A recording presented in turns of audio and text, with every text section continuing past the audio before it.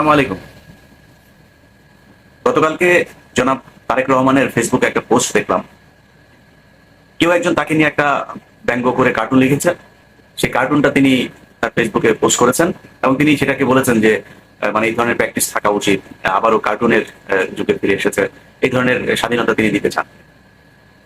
তো তারেক রহমান সহ বাংলাদেশের সব রাজনীতিবিদদেরকেই বলতে চাই, যারা আওয়ামী লীগ করে এদের বাইরে যারা আছে তাদেরকে, ইনক্লুডিং এই যে অ্যাডভাইজার যারা হয়েছেন তাদেরকেও বলতে চাই যে সবার সাথে যে আচরণ করা হয়েছে আওয়ামী লীগের সাথেই আচরণ করা যাবে না।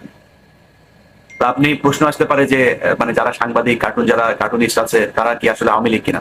ইয়েস, তারা আওয়ামী লীগ। গতকালকে রাহুল রাহা যে এই সারা বছর শেখ হাসিনার মানে ছায়া ব্লাউজ ধরে তারপরে চামচামো করেছে, সেই রাহুল রাহা এখন গতকালকে খোঁজ নেন, গতকালকে তার অফিসে মিটিং হয়েছে একটা, সেই মিটিংয়ে তিনি বলেছেন যে আমরা এতদিন সাংবাদিকতা করি নাই, এখন থেকে আমরা সাংবাদিকতা করবো, রিয়েল সাংবাদিকতা আমরা এখন থেকে করবো। তো রিয়েল সাংবাদিকতাটা কি? রিয়েল সাংবাদিকতা হচ্ছে গত 1/11-এর সময় আপনার মনে আছে বিএনপির বিরুদ্ধে এই যে মুসাদ্দেক হোসেন ফালু থেকে শুরু করে সবার এর ঘরে নাকি এই পাওয়া গিয়েছে, ওর ঘরে ওই পাওয়া গিয়েছে, এই সেই নানান মানে সারাটা দিন ওই নিউজ। আচ্ছা আপনি বলেন 2001 থেকে 2006 সাল পর্যন্ত দুর্নীতি হয়েছে, আমি অস্বীকার করছি না। আপনি আমাকে জবাব দেন যে 2001 থেকে 6-এর সময়টাকে যদি দুর্নীতি ধরা হয় আর সেই দুর্নীতিটাকে যদি মনে করেন একটা তেলাপোকা ধরা হয়, তাহলে 2009 থেকে 2024 পর্যন্ত শেখ হাসিনা যে দুর্নীতি করেছে সেটা কোন প্রাণী হিসাবে আসবে? মানে ওই প্রাণী পৃথিবীতে না, হাতি টাতি যাই বলেন কোনোটাই আসবে না। সেই নিউজ কোথায়? এই প্রায় 10 দিন পার হয়ে গেল, কোনো নিউজ আছে? মানে মনে হচ্ছে যে বাংলাদেশের আগে আপনার মানে খুব হযরত ওমর রাদিয়াল্লাহু তাআলা আনহু তিনি ক্ষমতা চালিয়ে গিয়েছেন, এখানে কোনো দুর্নীতি টুর্নীতি কোনো কিছুই হয় নাই। আসলে কি তাই? কেন হচ্ছে না? কেন হচ্ছে না জানেন? এই যে তারেক রহমান কালকে আপনার কার্টুন দেওয়ার পরে তারপর তাদেরকে অভিনন্দন জানিয়েছেন, এই জন্য জিনিসটা এত সহজ না। খোঁজ নেন, আপনারা বিএনপির যারা আছেন আপনারা যা খোঁজ নেন, এখনো সময় ইসলাম চ্যানেল আইতে উপস্থাপনা করছে। আপনার খান মোহাম্মদ রুমেল, অখিল পোদ্দার, মঞ্জুরুল আলম পান্না, এরকম আমি অন্তত 100 নাম বলতে পারবো যাদেরকে দেখেছি চরম চামচামো করেছে, সারাটা বছর আমাদের বিরুদ্ধে কথা বলে এসছে। বাংলাদেশের এই আন্দোলন সংগ্রাম, মানুষকে ভারত বিরোধিতা বুঝানো, ভারতের ব্যাপারে মানুষকে সচেতন করা, আমার কোনো নাই, ক্রেডিট নাই, একদমই কিচ্ছু নাই, কোনো কিছু করি নাই। এত সহজে ভুলে গেলে হবে না, তাহলে বিপদ আবার আসবে। আজকে যে শাবান মাহমুদ ভারতে প্রেস সেক্রেটারি হিসাবে নিয়োগ পায়, এই শাবান মাহমুদ, প্রেস সেক্রেটারি নাইমুল ইসলাম খান, এরা বিএনপির সময় সুবিধা নিয়েছে। মুজাম্মেল বাবু পর্যন্ত বিএনপির সময় যথেষ্ট ভালো পজিশনে ছিল, খোঁজ নিয়ে দেখেন, যান 21 টেলিভিশনে যান। যারা বিপদে ছিল তাদের খোঁজ নেয় নাই, বরং এদিন শুনলাম 21 টেলিভিশনের চেয়ারম্যান আপনার টেলিভিশনে আবার ফিরে গিয়েছেন, তার বিরুদ্ধে নানান ধরনের ষড়যন্ত্র হচ্ছে। কারণ কি? এই লোক তো জেল খেটেছে, এই লোক 2 বছর জেলে ছিল, কিন্তু তাদের বিরুদ্ধে এখন আবার লোকজন লেগে গিয়েছে শুনলাম। আর যারা এতদিন আওয়ামী লীগের বিরোধিতা করেছে তারা এখন সুশীল হিসেবে উপস্থাপিত হচ্ছে। বলে রাখলাম, আবারও পায়ে সবল দেবে এরা যদি সুযোগ পায়। আমি ইলিয়াস, আমার কোনো কারোর উপদেষ্টা হওয়ারও দরকার নাই, অনেকের উপদেষ্টা হওয়ার খায়েশ আছে, অনেকে অনেক কিছু হইতে যাচ্ছে। আমি ইলিয়াস যেদিন সরকার, এই সরকার কিংবা তারেক রহমানের সরকার থেকে যেদিন 1 টাকার সুবিধা আনতে যাব, সেদিন আমার বললেন যে আমি কে, যা মনে চায় যেমন আমার সব চ্যানেল সব জায়গা থেকে সাবস্ক্রাইব করে চলে যান। এই কথা আপনাদেরকে আজ থেকে আরো 5 বছর আগে বলেছিলাম, ইলিয়াস কোনোদিন সুবিধা নেবেন। আজকেও বললাম, আল্লাহ যতদিন বাঁচায় রাখে ততদিন আমি আজকে যেখানে আছি আল্লাহ যেন সেই জায়গাতেই রাখেন। অতএব কোনো সুবিধা নেওয়ার জন্য বলছি না। একটা গণমাধ্যম বিশাল আকারে গুরুত্বপূর্ণ একটা বিষয়। একটা দেশের জনমত তৈরির ক্ষেত্রে আমি কিংবা কনক সারোয়ার কিংবা পিনাকির মতো এরকম ইউটিউব চ্যানেল যদি এত বিশাল ভূমিকা রাখতে পারে, দেশের মেইন স্ট্রিমের যে গণমাধ্যম সেগুলো বিরাট আকারের অবদান রাখতে পারে। যে কোনো সময় তারা দেশের পরিস্থিতি পাল্টে দেওয়ার ক্ষমতা রাখে যদি সবগুলো গণমাধ্যম একসাথে কাজ করে। আপনি কেমনে এগুলোকে সামাল দেবেন? সবাই তো তাদের টাকা পয়সা চলেছে। এখনো শেখ হাসিনার কাছে যে পরিমাণে টাকা পয়সা আছে, আপনি ওই সাংবাদিককে টাকা দিয়ে, যে টাকা খায় তাকে টাকা দিয়ে আপনি খুশি করতে পারবেন? শেখ হাসিনা তার বলবে $1 মিলিয়ন দিয়ে দেন এক একটা পত্রিকার টেলিভিশনের মালিককে, দ্যাটস ইট, সে তার মতো করে কাজ করবে। আপনি কি দিবেন ওই সাংবাদিককে? কিছু দিতে পারবেন না তো। অতএব যারা এখন এই মুহূর্তে এদেরকে এত সহজভাবে নিচ্ছেন এলাকা এলাকায়, আমার এলাকার কথাই জীবননগর চুয়াডাঙ্গা যেটা বললাম, যে তারা বিএনপির লোকজন এখন আওয়ামী লীগের লোকজন এখন বিএনপিতে যোগ দিচ্ছে এবং বিএনপির অনেক নেতা, বড় বড় নেতারা তাদেরকে ওয়েলকাম করছে, তাদেরকে ঢুকিয়ে নিচ্ছে। অন্য ছোট ছোট যারা এতদিন তাদের দ্বারা টর্চার হয়েছে তারা এখন কথা বলতে পারছে না। সব জায়গাতে একই অবস্থা হচ্ছে। আপনি সময় ইসলাম এগুলো এখনো টেলিভিশন চ্যানেলে যায়, ভাই ওই জায়গা আগে পরিষ্কার করেন। আপনি বলে রাখলাম, সময় টেলিভিশন এখনো পর্যন্ত প্রতিটা মুহূর্তে, ওই ইন্ডিয়াতে একটা রিপাবলিক টিভি আছে, তাদের মতো করে নিউজ করে যাচ্ছে যে হিন্দুদেরকে এই করা হচ্ছে, খুব সূক্ষ্মভাবে তারেক রহমান সাহেব আপনাকে বলি, খুব সূক্ষ্মভাবে সময় টেলিভিশন সহ এইসব টেলিভিশনগুলো এই মানে আওয়ামী লীগের হয়ে তারপরে কাজ করছে। অতএব আমি মনে করি যে তারেক রহমান অত্যন্ত ভদ্র একজন মানুষ, তিনি বাংলাদেশে ভদ্র রাজনীতি চায়, কিন্তু ভদ্র রাজনীতি করতে গেলে অভদ্র লোকজনকে শাস্তি দিতে হবে। আমি চাই না, আমার সেই স্বপ্নও নাই, এই স্বপ্ন দেখিও না যে বাংলাদেশে কোনো টেলিভিশনের যা সম্পাদক হবো কিংবা মালিক হবো বা আগের মতো কোনো একটা প্রোগ্রাম করব, কিছুই হবো না। এই দেশে যাবো কিনা সেটাও সন্দেহ আছে, কারণ হয়তো এর মধ্যেই দৌড় দিতাম যদি একজন থাকতো, সে নাই, কি দেখতে যাব, কার জন্য যাব বাংলাদেশে? তো আপনার মাথায় রাখতে হবে যে আমরা ক্ষমতার জন্য এগুলি বলি নাই, এখনো ক্ষমতার জন্য এগুলি বলছি না। আপনি খুব নিউট্রাল সাংবাদিকতা চান বাংলাদেশে, আপনার বিরুদ্ধে কেউ কার্টুন করুক সেটাকে আপনি ওয়েলকাম করেন, আপনি খুব সুন্দরভাবে নেন, কোনো সমস্যা নাই, কিন্তু সেই সাংবাদিক আসলেই নিউট্রাল সাংবাদিক হইতে হবে। এই এখনকার রাহুল রাহা আর এই যে এগুলোর দিয়া তারপরে আপনি সুন্দর করে সময় টিভি চ্যানেলের এই সময় টোমা এগুলোর দিয়া ডিবিসি, দেখেন আপনি হিন্দুদেরকে কিভাবে উস্কানি দিচ্ছে, আওয়ামী লীগকে কিভাবে প্রমোট করছে দেখেন। সমকাল 2 দিন না যাইতে সে নিউজ করছে যে ঢাকা মহানগর দক্ষিণের কোন যুবদল নেতা নাকি আপনার কোটি কোটি শত শত কোটি টাকার মালিক হয়ে গিয়েছে। কোথা থেকে শত শত কোটি টাকার মালিক বিএনপির লোক হয়ে গেল? এই 5 দিনের ভিতরে শত শত কোটি টাকার মালিক হয়ে গেছে। মানে বিএনপির লোকজনের নিয়ে এখনই গণমাধ্যম এইভাবে মিথ্যাচার করা শুরু করেছে। এই দেশ এত সহজে স্বাধীন হয়নি, কোনো কারোর একা এই স্টেক হোল্ডার যারা আছে তাদের কাউকে পিছনে ফেলে দেওয়া যাবে না, বলা মানে এইটা বলা যাবে না আমি একা করেছি, সে একা করেছে, ও একা করেছে, নো, সবাই মিলে এই দেশ স্বাধীন করেছে। এই গত যে আন্দোলন হলো, এই আন্দোলনে অনেক ছাত্রদল, যুবদল, বিএনপির অনেক মানুষ মারা গিয়েছে, শিবিরের অনেক মানুষ মারা গিয়েছে, জামাতের মানুষ মারা গিয়েছে, সাধারণ মানুষ মারা গিয়েছে। আমাদের মতো বহু যারা এই সোশ্যাল মিডিয়াতে যুদ্ধ করেছে তাদের অনেক মানে কি বলবো যে মানে ত্যাগ তিতিক্ষার ফলে আজকের বাংলাদেশ। অতএব যারা এখন এইসব কথাবার্তা বলে যে বিএনপি এই করছে, বিএনপি ওই করছে, তাদের বোঝা উচিত যে এই দেশ আপনার মতো এই সমকামী সাংবাদিকের কারণে এই দেশ স্বাধীন হয় নাই। এই দেশের স্বাধীনতার পেছনে বিএনপির অনেক রক্ত আছে, জামাতের অনেক রক্ত আছে, আমাদের মতো বহু সাধারণ মানুষের রক্ত আছে। গত 15 বছর আপনাদের কাছে শুনতে হয়েছে আমরা হচ্ছে রাজাকার, আমরা নাকি পলাতক আসামি, এগুলো শুনতে হয়েছে। সো আমি মনে করি তারেক রহমানের জায়গা থেকে তারেক রহমান ঠিক আছে, তারেক রহমান এই আদেশ তো আর আপনাকে দিতে পারবে না। আপনি যারা বিএনপি করছেন আপনাদের বলে রাখলাম, এখনো সময় ইসলাম সুন্দরভাবে অফিসে যাবে আসবে, এটা করতে দেওয়া যাবে না, এদেরকে প্রতিহত করতে হবে। আমার মানে আমি এটার মানে এটা মিন করছি না তারা মারধর করেন, মেরে ফেলেন, এগুলি দরকার নাই। চ্যানেলের সামনে যান, সময় টেলিভিশনের সামনে যান, যায়া সাংবাদিক আমি লিস্ট ধরাই দিব, আপনাদেরও সেই লোকগুলো আছে, লিস্ট ধরে ধরে আপনারা সেই টকশো গুলো দেখেছেন, নিউজগুলো দেখেছেন, কারা করেছে সেই নিউজগুলো, এদেরকে সরাইতে হবে। আমিও হইতে চাই না সাংবাদিক, আমার দরকার নেই, বাংলাদেশে এখন সাংবাদিকতা করবো না, কিন্তু যারা আসবে, যে আসবে, তাদেরকে নিরপেক্ষ হইতে হবে। এই টেলিভিশন, এই পত্রিকাগুলোতে বহু জুনিয়র সাংবাদিক আছে, সিনিয়রদের ভেতরে অনেকে চুপ করে বসেছিল, তাদেরকে অফিসে কথা বলতে দেওয়া হয়নি। খোঁজ নেন, যায় যান, তাদেরকে যাদের যা জিজ্ঞেস করেন কারা অফিসের ভেতরে এইভাবে দলগানা সাংবাদিকতার এই কাজ করেছে, সেগুলো সরাইতে না পারলে সম্ভব না, একদমই পারবেন না।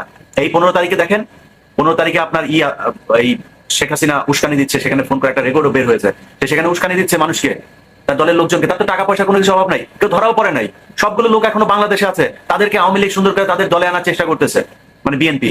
এবং আমি এই গত 10 দিন হয়ে গেল, এখন পর্যন্ত এরকম কোনো চিরুনি অভিযান দেখলাম না যে তাদের করতে হয়, মানে তাদেরকে ধরা হচ্ছে, এরকম কোনো কিছু দেখছি না। কিছু কিছু মানুষকে শুনছি ধরা হচ্ছে, তারা কোথায় আছে কেউ জানে না, দেশে কি মানে কোনো আইনের শাসন নাই, কিছুই নাই, তারা অন্য জায়গায় থাকবে কেন, ক্যান্টনমেন্টে থাকবে কেন, মানে তাদেরকে লুকায় রাখা হবে কেন, তাদেরকে কোর্টে আনতে হবে, তাদের বিচার শুরু করতে হবে, কাকে কাকে আটক করা হচ্ছে তাদের নাম বলতে হবে যে এই ব্যক্তি আটক হয়েছে, কারণ তারা তো খুনি, তারা খুন করেছে। গত 1 সপ্তাহ আগে তারা বাংলাদেশে বিশাল বড় একটা জেনোসাইড করেছে, সেগুলি বিচার করতে হবে না, এদেরকে তো ধরতে হবে, সেটা করা হচ্ছে না। গত কয়েকদিন ধরে আপনি যদি দেখেন, মানে যেই রাজনৈতিক যে কর্মকাণ্ডগুলিও যদি দেখেন, এখানে এসে শাহবাগের কোনায় এসে তারপরে তারা জড়ো হচ্ছে, খুলনায় বিশাল আকারে জড়ো হচ্ছে, কিভাবে সম্ভব এটা? কারা করছে, কেন, কিসের জন্য, কি চায়? বিভিন্ন জায়গায় এখন এই মুহূর্তে যদি 15 আগস্টে তাদের যে পরিকল্পনা, সেটা যদি তারা বাস্তবায়ন করতে, আমি তো মনে করি খুব বেশি কঠিন কিছু না। ডক্টর মোহাম্মদ ইউনূস, উনি অত্যন্ত ভদ্র একজন মানুষ, খুব সজ্জন, সবাই ওনাকে মানে প্রচন্ড রকমের, আমার মনে হয় তত্ত্বাবধায়ক সরকার বলেন আর অন্য যে কোনো সরকার বলেন, ইনার মতো এইভাবে আমার মনে হয় জিয়াউর রহমানের পরে কাউকে এত সাদরে মানুষ গ্রহণ করে নাই। ঠিক 7ই নভেম্বরে যেভাবে জিয়াউর রহমানকে সিপাহী তারপরে জনতা মিলে বিপ্লব করে তাকে করেছিল, এবার সে একইভাবে বিপ্লব করে তাকে ক্ষমতায় বসিয়েছে। সো ডক্টর মোহাম্মদ ইউনূসের কাছে আমার অনুরোধ, ভিডিওটা যদি আপনি তো এখন অনেক ব্যস্ত, যদি অন্য কেউ হলেও ওনাকে একটু করেন, যে ওনার একটা ভিডিও দেখলাম রাস্তার ভেতরে উনি ট্রাফিক ঠেলে তারপরে যাচ্ছেন, আমার মনে হয় বিষয়টা আর একটু সিরিয়াসলি নেওয়া উচিত। কারণ দেশে রয়ের যে তৎপরতা, গত 15 বছরে তাদের যে মানে কি বলবো যে বিল্ড আপ হয়েছে, সেটা কিন্তু অনেক গোপন। আমার বিশ্বাস যে আপনি সেই জিনিসগুলো নিশ্চয়ই আপনার মাথায় আছে, আপনাকে এটা একটু মানে সাবধানে চলাফেরা করতে হবে। আমার যেটা অবজারভেশন, আমি ওই দিন ভিডিওটা দেখলাম যে তিনি একটা ট্রাফিকের ভেতরে গাড়ি আটকে আছে, তো এটা আমার কাছে বিপজ্জনক মনে হয়েছে, এটা করা ঠিক না। কারণ এই মুহূর্তে মানে ডক্টর মোহাম্মদ ইউনূস যদি না থাকে, সেই ক্ষেত্রে আমাদের উপরে পশ্চিমা যেই সমর্থনটা এখন আছে সেটাও আমাদের জন্য বিপজ্জনক হবে। তারা থাকবে কিনা আমরা সেটা জানি না। তো তার থাকাটা এই মুহূর্তে খুবই জরুরি। দেশটা একটা সুনির্দিষ্ট একটা নিরাপদ জায়গায় না যাওয়া পর্যন্ত আমার মনে হয় ডক্টর মোহাম্মদ ইউনূসের এখানে থাকা উচিত। সো এই জায়গাটা বললাম।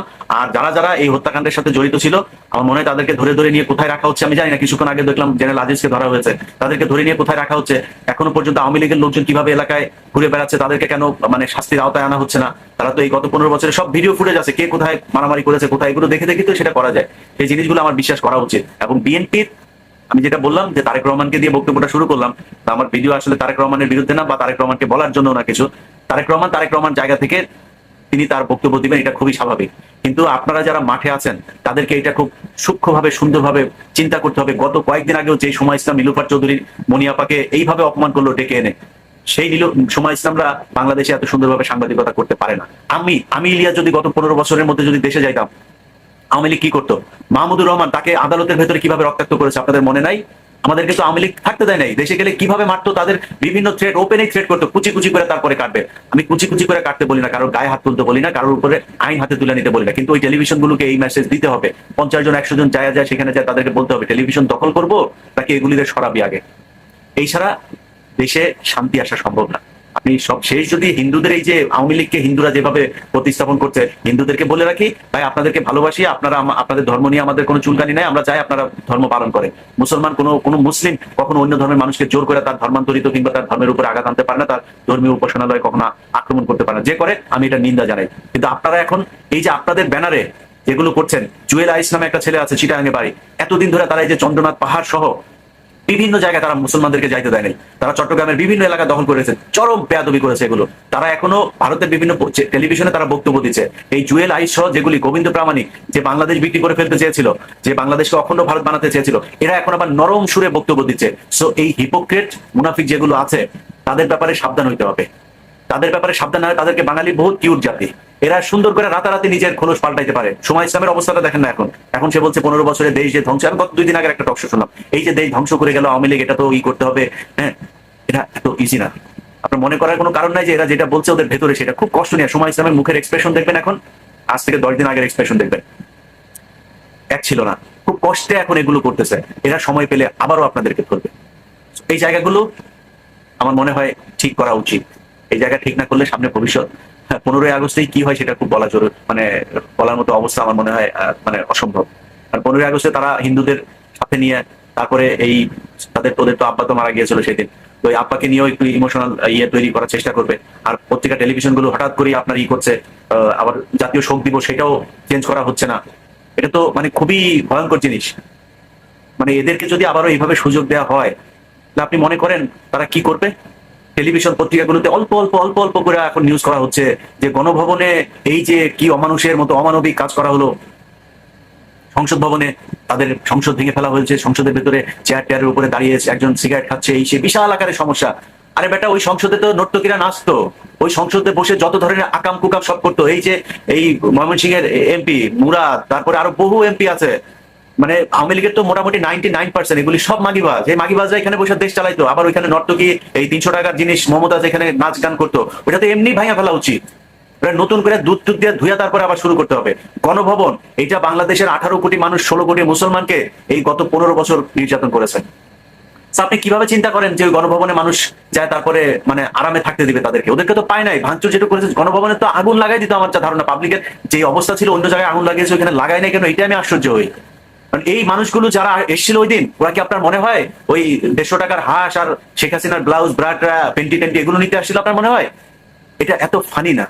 এই মানুষগুলো রাস্তায় ওই দিন এসেছিল গুলি খাওয়ার জন্য। তারা জানে তার আগে শেখ হাসিনা কি করেছে।